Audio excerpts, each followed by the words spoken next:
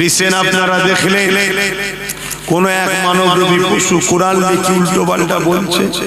কই এতগুলো মুসলিম এমএলএ, এতগুলো মুসলিম এমপি, এতগুলো মুসলিম প্রধান, এতগুলো সব ক্ষমতাশালী রয়েছে, কজন এই পশুটার নামে কেস করলো বলুন?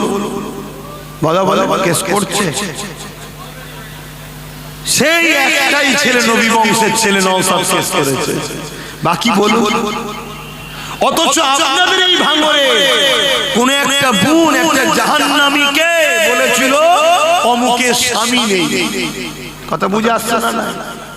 সেই ইসলাম বিদ্বেষী এক জাহান্নামীর বিরুদ্ধে একটা মুসলিম মেয়ে বলেছে অমুকের স্বামী নেই। তাকে কোন একজন নামধারী মুসলিম সূরাতে বেঈমান কাফের কেস করেছিল না করেন? আজকে সেই কাফেরটা, সেই মুসলিম সূরাতের মুনাফিকটা এই বেঈমানের নামে কি কেস করবে? কথা বল। এই কোরআনের দুশমনগুলোর নামে কি কেস করবে? তাহলে এরা কারা? এই জন্যই তো আজকে আমরা ধ্বংস হচ্ছি, এই জন্যই তো আমরা শেষ হচ্ছি, যে আমাদের মধ্যে ওই মুনাফিক মুসলমানগুলোকে ইসলামের দুশমনরা সহযোগিতা করে ক্ষমতা দিচ্ছে। আর যারা মুমিন মুসলমান তারা যেন কোনোভাবে না মাথা তুলতে পারে, কেন মুমিন মুসলমানের হাতে ক্ষমতা থাকলে এরা বলতে দেরি হবে, এদেরকে খাঁচায় বন্দি করে পাছা লাল করতে দেরি হবে না। কথা বুঝছেন না? বোঝেন না?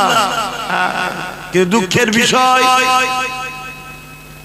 আমার কম কবে জাগবে, কবে বুঝবে আল্লাহ ভালো জানে।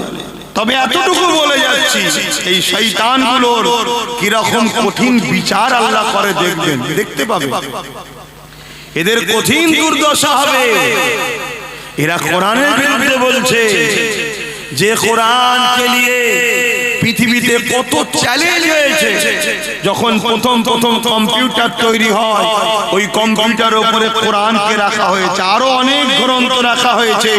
সব গ্রন্থের বেলায় লাল সিগন্যাল দিয়েছে, রং রং রং।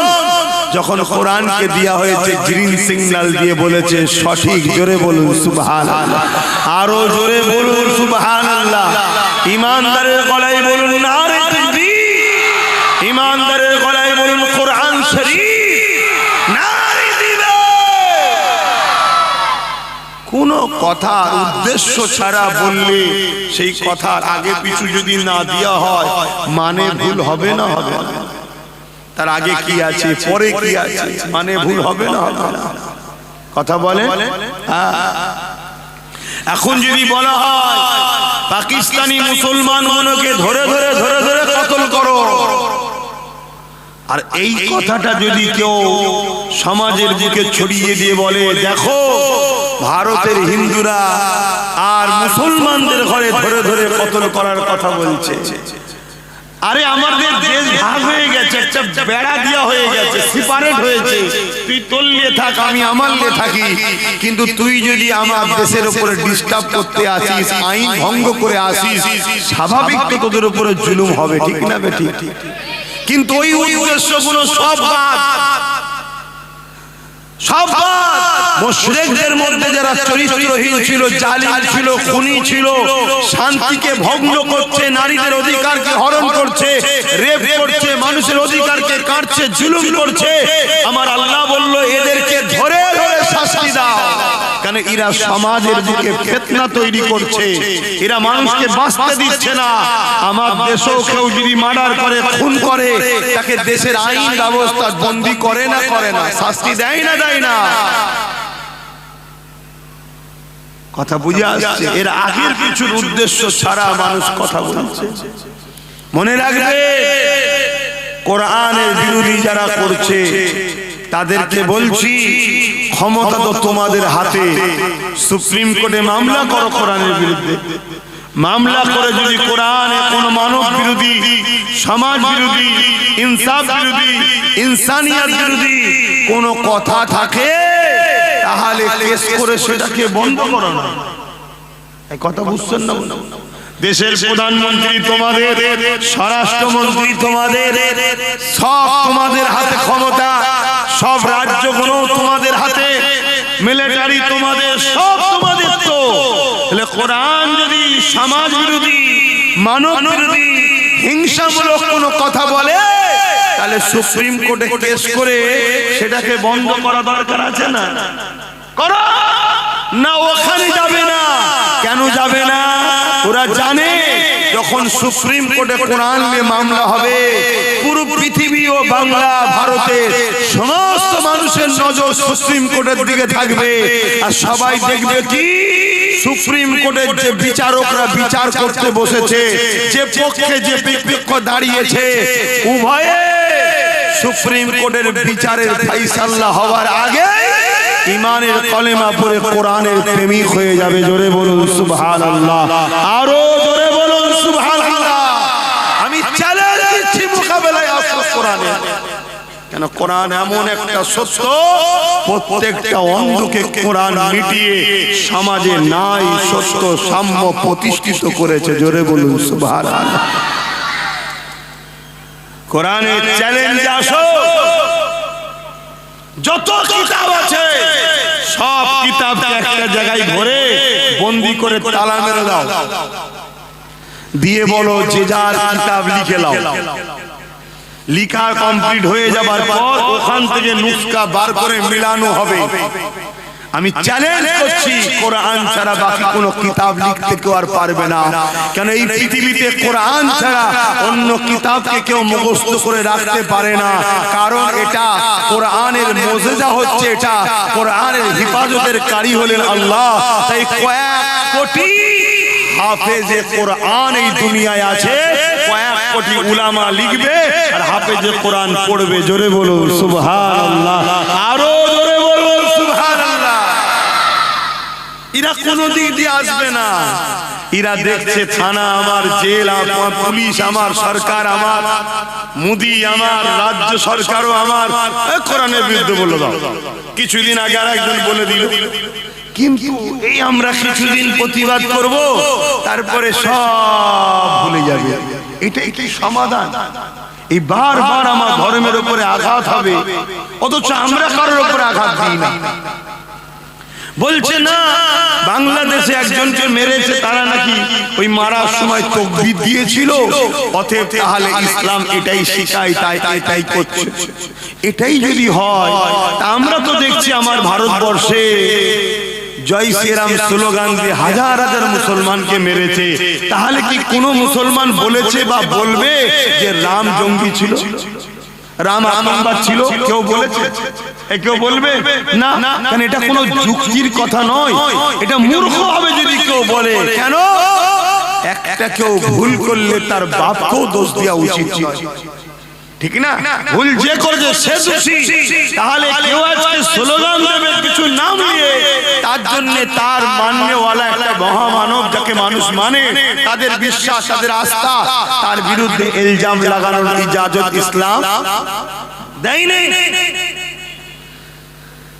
আজকে যদি হাজার হাজার মুসলমানকে জয় শ্রীরাম দিয়ে হিন্দু ভাইদের মধ্যে এক শ্রেণীর ভাইয়েরা খুন করছে না, করে না?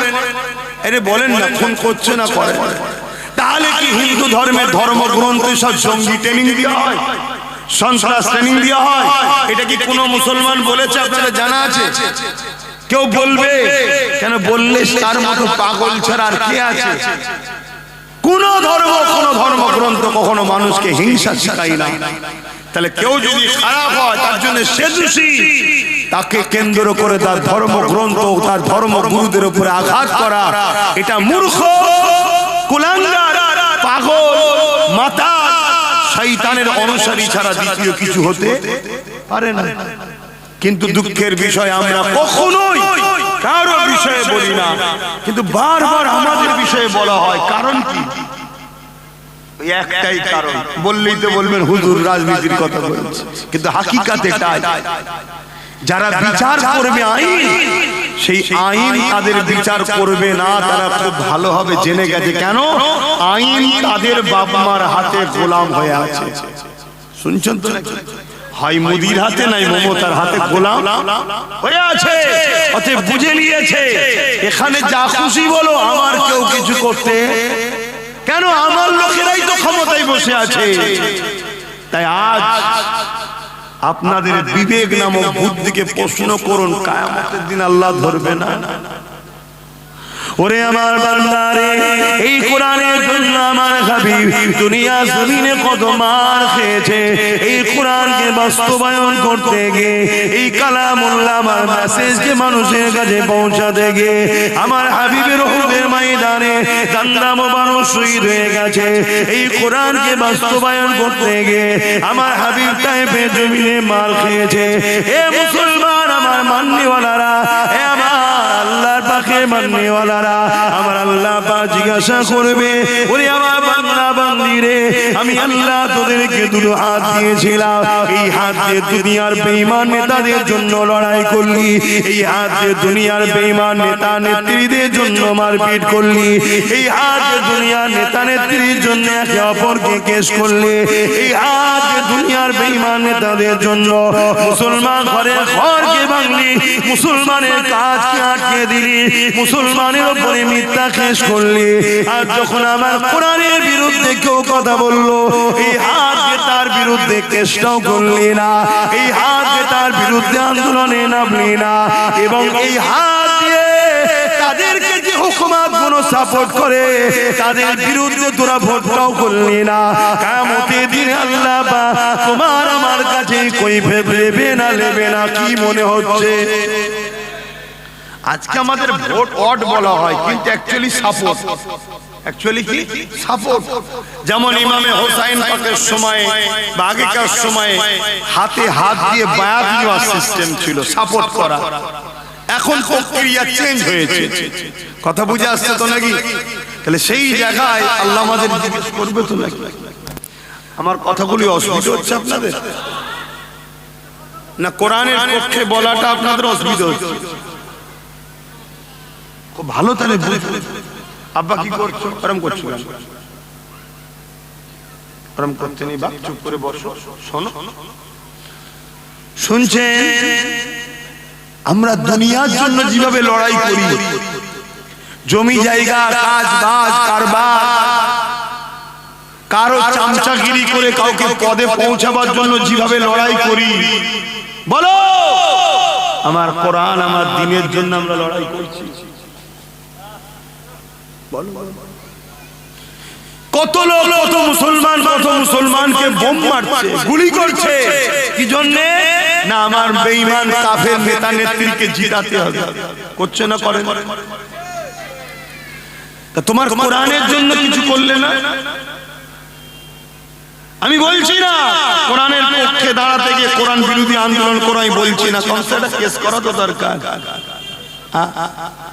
এবং কেস করার পরে যে সরকার আইনের ব্যবস্থা নেবে না, তার থেকেও দূরত্ব থাকা দরকার আছে না?